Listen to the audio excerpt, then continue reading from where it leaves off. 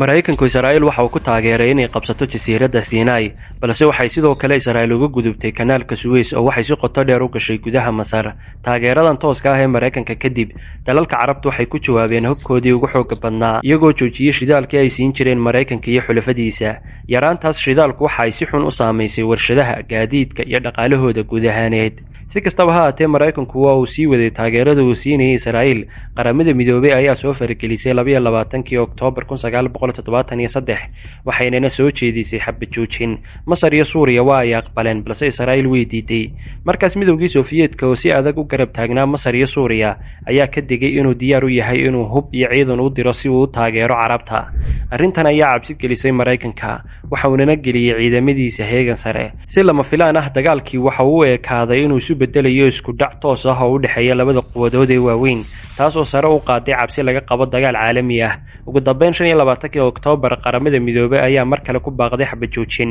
markan dhammaan dhinacyadu waa ay aqbaleen kadib dagaalkii Oktoobar Maraykanku waxa uu cadaadis saaray Israa'iil si ay uga baxdo jasiiradda Sinai si loo ilaaliyo xasiloonida gobolka iyadoo Maraykanku dhexdhexaadinayo Israa'iil waa ay ogolaatay waxayna si tartiib ah ugu celisay dhulkaas Masar heshiisyada Camp David ee 1978 ayaa si rasmi ah u xaqiijiyay arrintan waxaana 1982 si buuxda dib ugu soo laabtay Sinai gacanta Masar kadib heshiiskan Israa'iil waxay 1974 dib ugu celisay Suuriya qayb yar oo kamid ah buuraha Golan balse inta badan dhulkaas waa ay sii haysatay ma rabtaa inaad online-ka lacag ka samaysid dhaqaalena ka kasbatid adigoo mobilkaaga isticmaalaya gurigaagana jooga waxaad u baahan tahay 60 xirfadood ugu yaraan laba kamid ah inaad baratid haddaba xirfadahaasi waa kuwee waa AI-da affiliate marketingka cryptocurrency digital products sida online-ka loogu iibiyo e-commerce-ga iyo freelancing-ka haddaba sidee ayaad ku baran karaysaa waxaa jira buugaag ku qoran luqadda Ingiriiska haddaba waxaa lagaaga soo koobay buugaagtaasi mid kasta oo kamid ah xirfadahana waxa lagu soo koobay luqadda Soomaaliga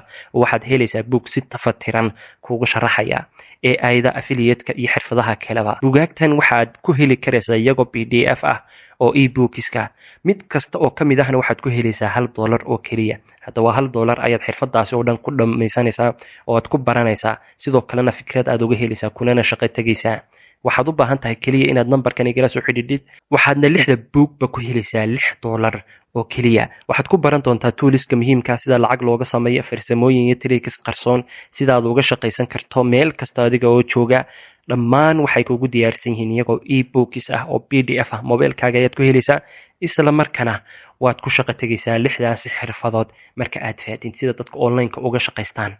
hadda dalbo oo hada hel numberkaas shashada saaran igala soo xidhiidh